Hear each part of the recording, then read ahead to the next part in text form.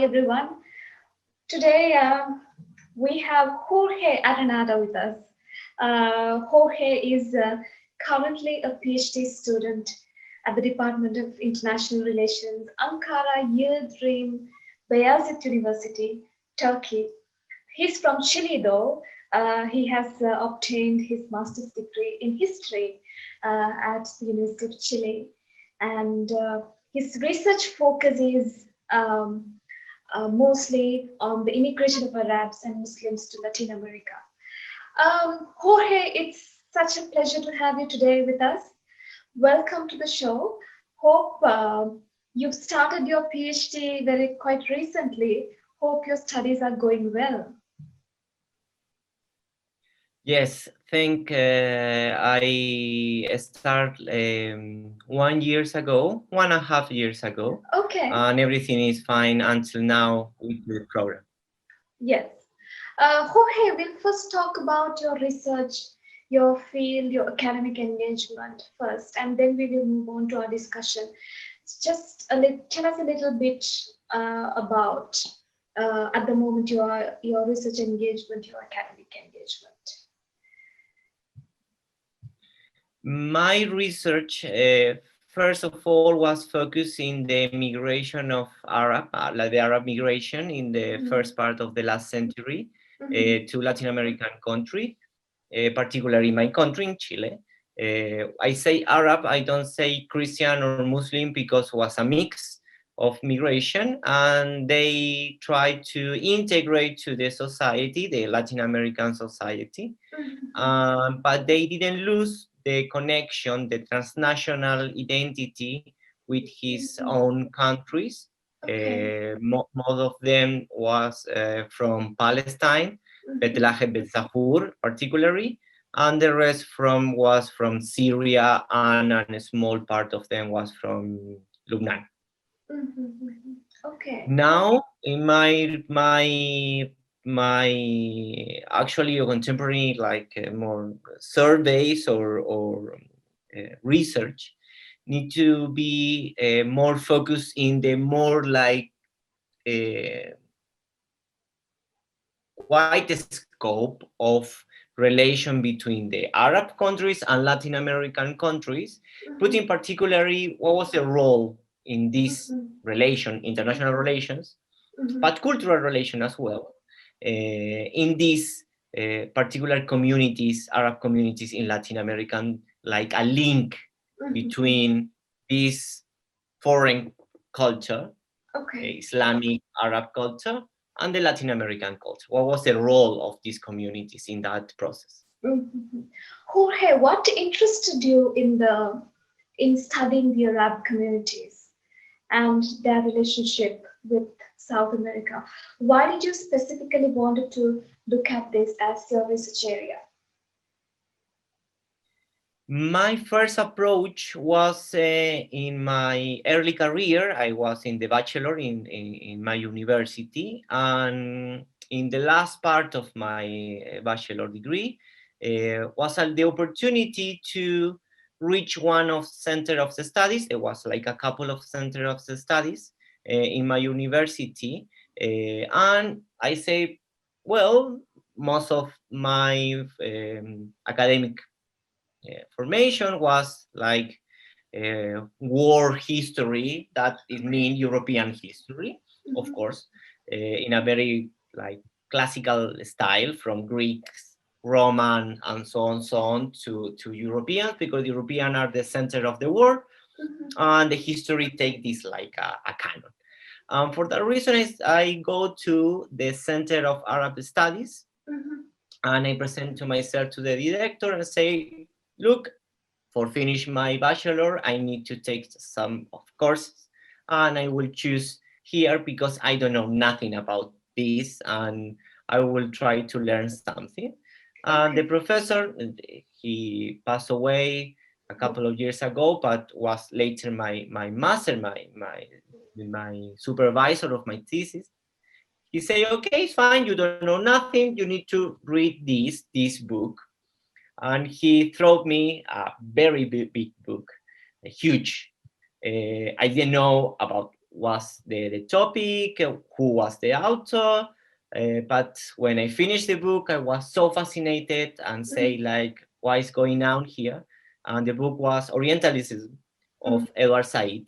Okay. And I say like, how I never read about this, how I never touch Edward Said's writings or thought, and who is this guy, and what happened with my academia that don't teach me this. And from Okay. then on, I start to focus in Middle East culture, Islamic aspect of the life, not just religion, Okay. norm, value, ethics, and then I passed to theological issues, and I was fascinated. And until now, this was 10 years ago, more or less. Oh, okay. And I still fascinated the topic, and I focus all my career in Middle East studies. Mm. Okay. Being in the South America, being in Chile, I'm sure you have a lot to add to this conversation in terms of if I were to specifically talk about last year, there were a lot of student-led movements, protests in Chile, um, to demanding better public education, more social justice, equal opportunities, right? Um, how can we approach to talk about the humanities from this student-led activist kind of this kind of gestures? How do you think we could enter the discussion of the humanities from this, especially talking about Chile, your country?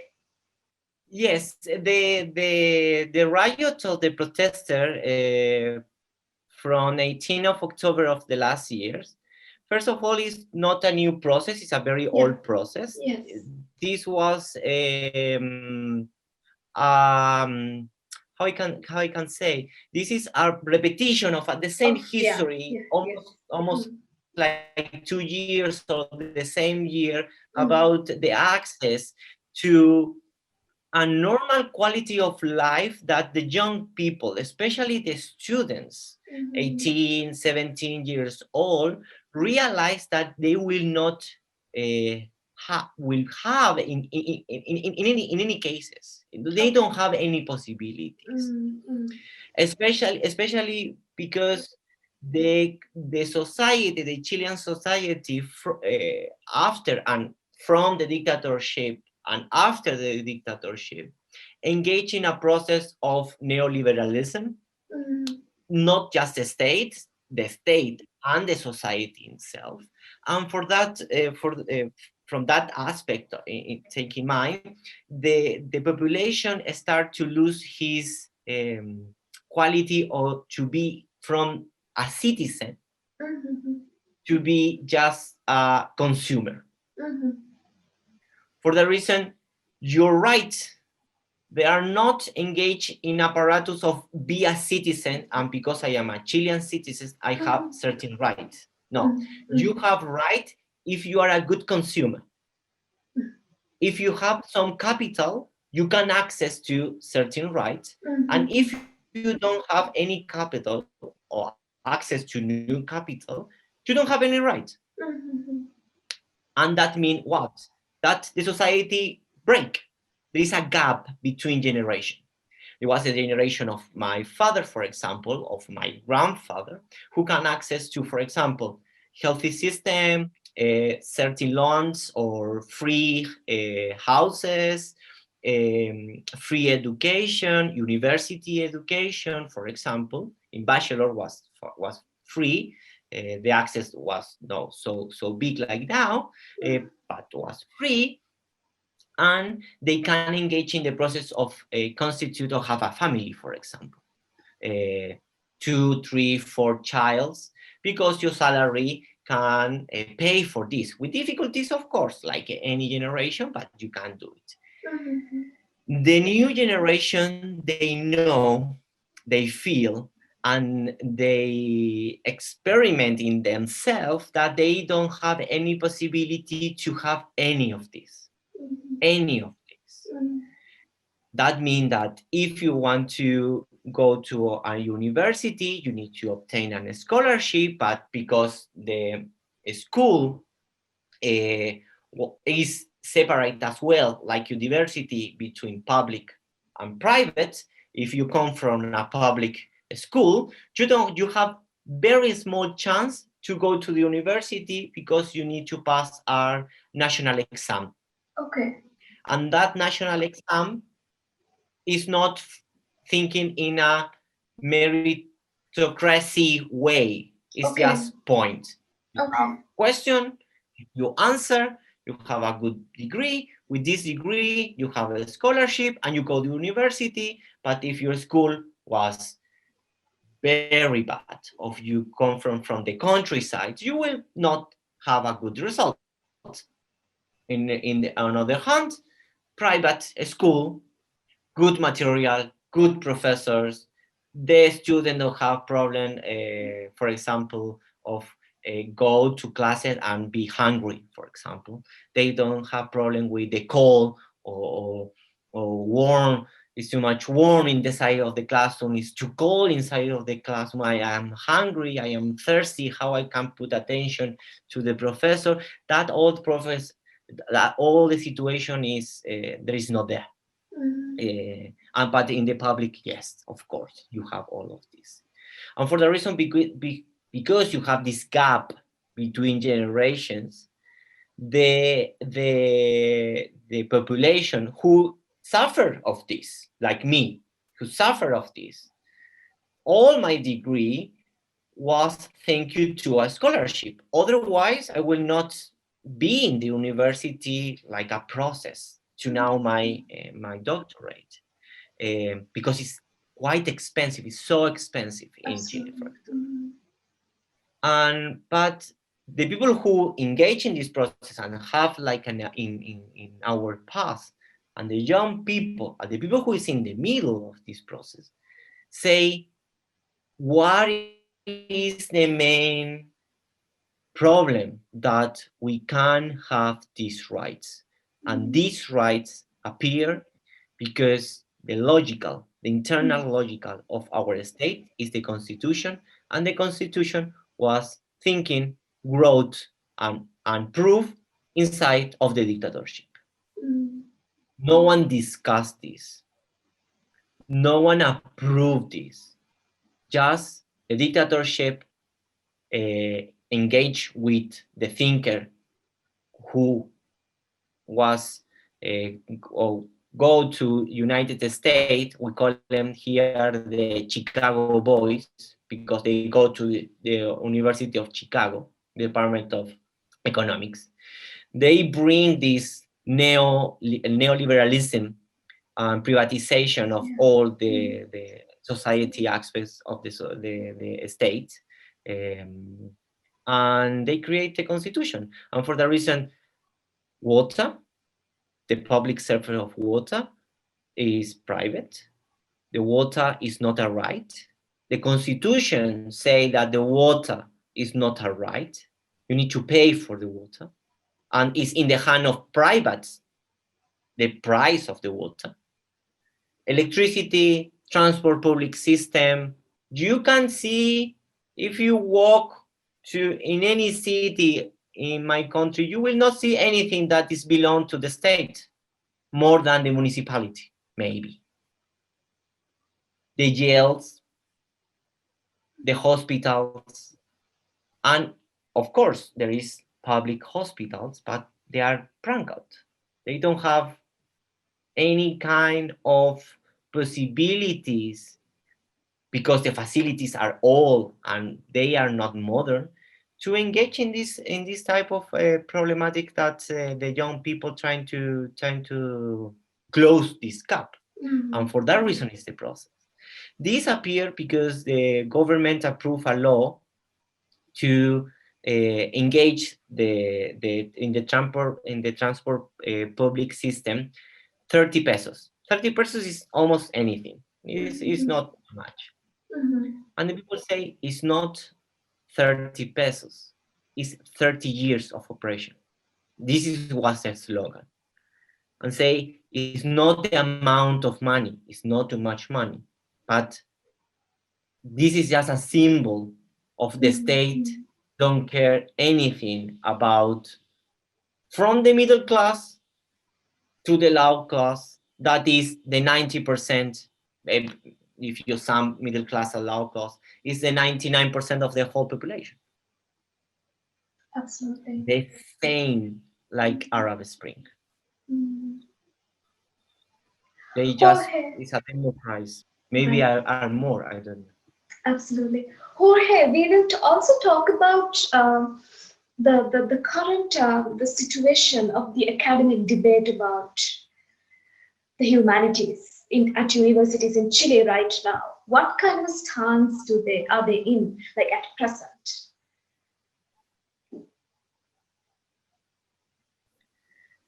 Well, we have in humanity we have several problems. Mhm, Some of them are very common in the academia mhm, in several parts of the world. mhm, Funding is a main issue. Facilities is a main issue, and you can find that in any kind of space in Latin America or in another countries. mhm, Second, about the same point, the first point about funding and facilities, you can find different type of university, national university, public university, and private universities who need to pay or your family, in this case of the young people, need to pay um, an amount of money that is significantly impossible to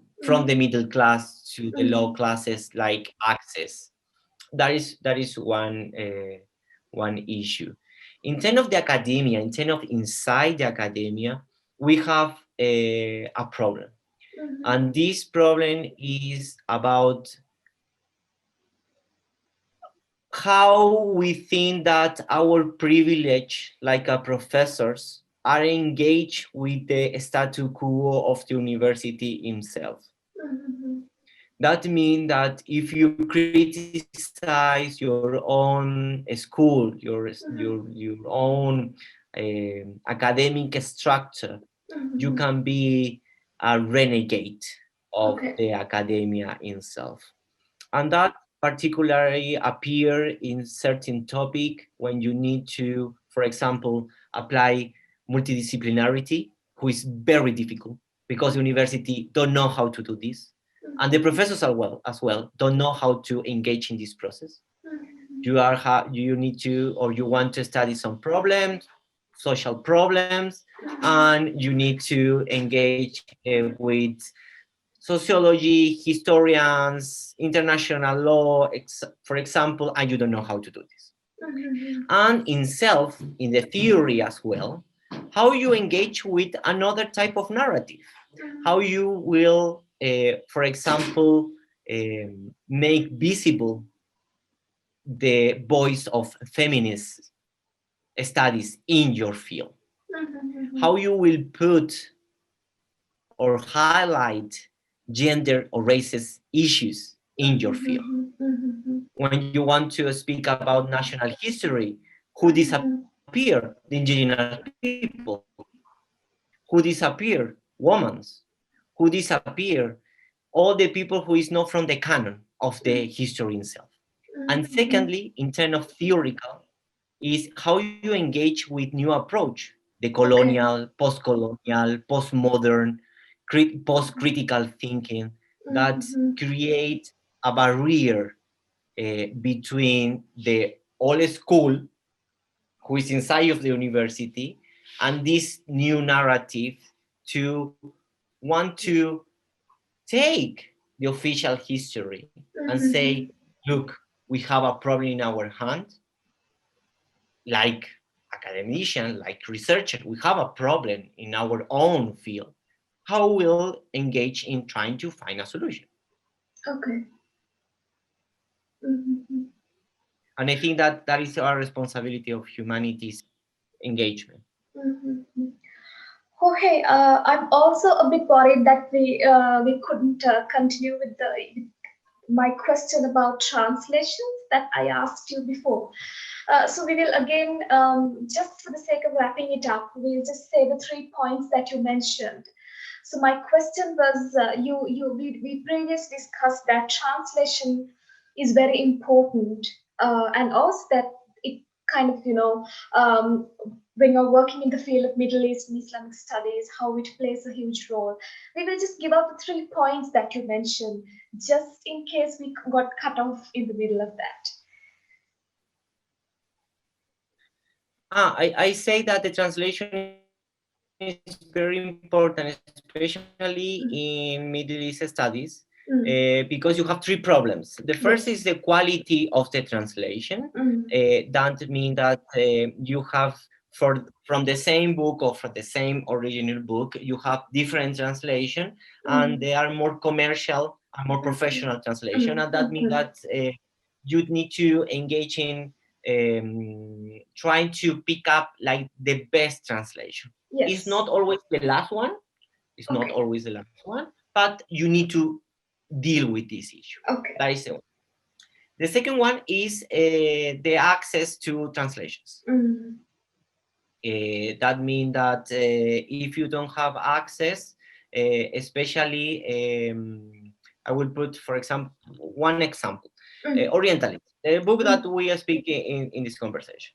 You have 2 types of translation of Orientalism. It was his PhD research for Edward Said.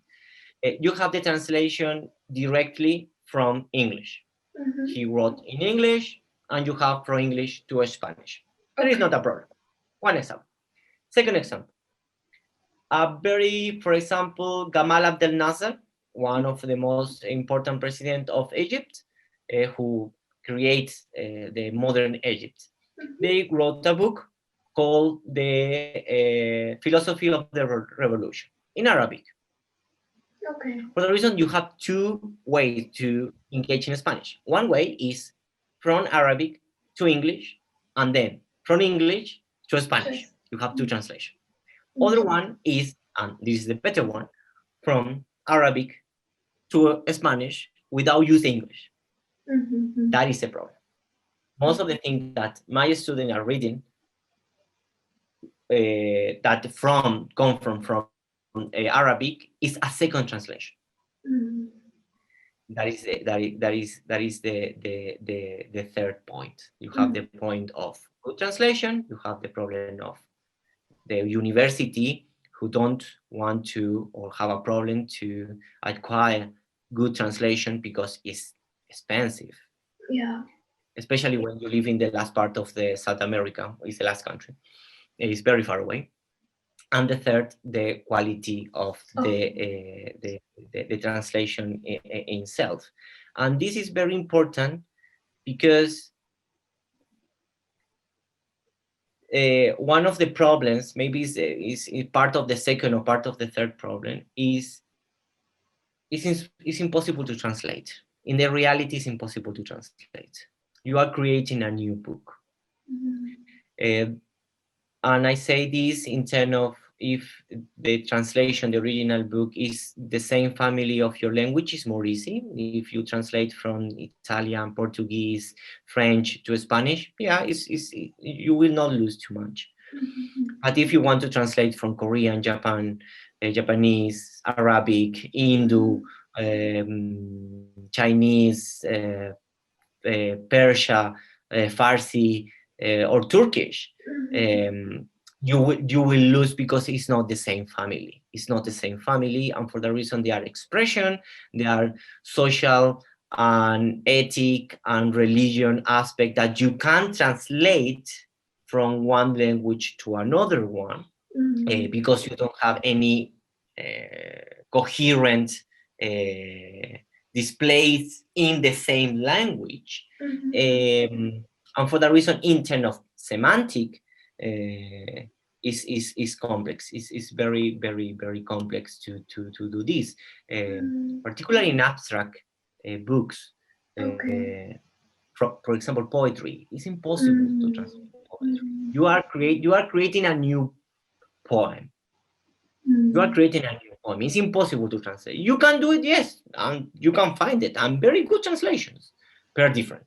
If you speak the language that was created, the original one, and then your mother tongue is a different one. For example, I speak English and Spanish. If I read a poetry in English and then I read the translation in Spanish, it's not the same.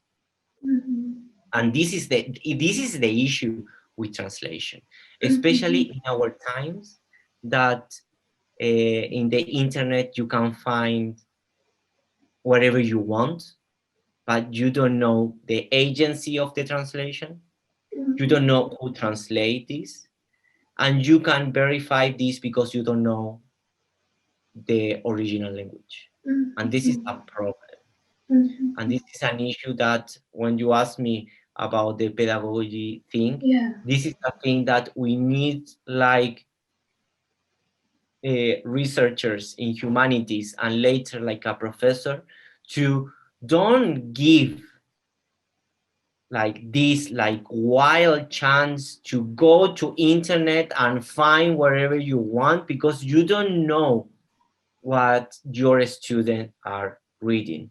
Mhm. First, when they don't know anything about the topic. Later, when you create a critical apparatus, you can say, go to internet, find something and criticize it. But if you Mhm. don't have a critical apparatus, how you will engage in a critical aspect of a book or blog or whatsoever, because Mhm. you don't know. You will think that, for example, I will give you one example that is very good. Just remember this. One of my students appeared with a research about and trying to explain why the Muslim believed that the earth is flat. Okay. And I say like, what? Like they don't believe that the earth is flat. And he say, yes, I have sources. I have primary sources. I have very good sources. Muslim believe that the earth is flat and say, please show me that sources because I never read about this in my whole career. And of course, was some group of Arab writing in English with Arab names and take some part of the Quran, some part of the Hadith, and they say the earth is flat. But most of the almost completely totality of the societies in the Middle East don't believe that the earth is flat. But that is the problem. If I put Muslim who believe the earth is flat, I can write a book with all the information that I have in internet. But that is not the reality. Mhm. Absolutely. Jorge, thank you very much for joining with us today. If you have just any final remarks to add that I couldn't talk to you about, this is the time for you to go ahead with if you have any final things to say. I will say in my final remarks that we are not technicians. Okay. In terms of 2 plus 2 is not always 4 in humanities. Okay. And that means a huge responsibility. Huge responsibility with the next generation, but huge responsibility with the disciplines as well. That means that you can't just reproduce the same thing that 20 years ago our big thinkers thought in that time because our problems are different. Mhm. That is one. The second remark is at the same like this program, there is a lot of people who have afraid of humanities Mhm. because humanities can change the society and can Mhm. change the society because they can rewrite the history, Mhm. rewrite the obscure point of our own history, Mhm. especially when humans rights issues appear, feminism appear, religion right appear, gender, toxic masculinity. and the people have afraid of these topics because in some point or another you will lose some privilege, and the people don't want to lose his privilege. Absolutely. And finally, Latin American is not white. And if someone believes who is listening to me that he is an academician who is white, please write me an email. I will speak with that people. I will say, no, you are not white, and you don't have white students. You don't need to engage in this ridiculous, like bipolar dynamic of just white and the rest of the world. Yeah, and thank you for the invitation as well. Thank you. No problem, Jorge. It was a pleasure and an honor to have you and have the perspective uh, included in our podcast. Thank you so much, Jorge. I wish you all the best with your studies, your academic and your research engagements. And I'm sure you will keep inspiring your students to think more critically and to build more, just and equal societies. Thank you, Jorge. It was a Thank you privilege so much. and a pleasure to have you today with us. Thank you so much.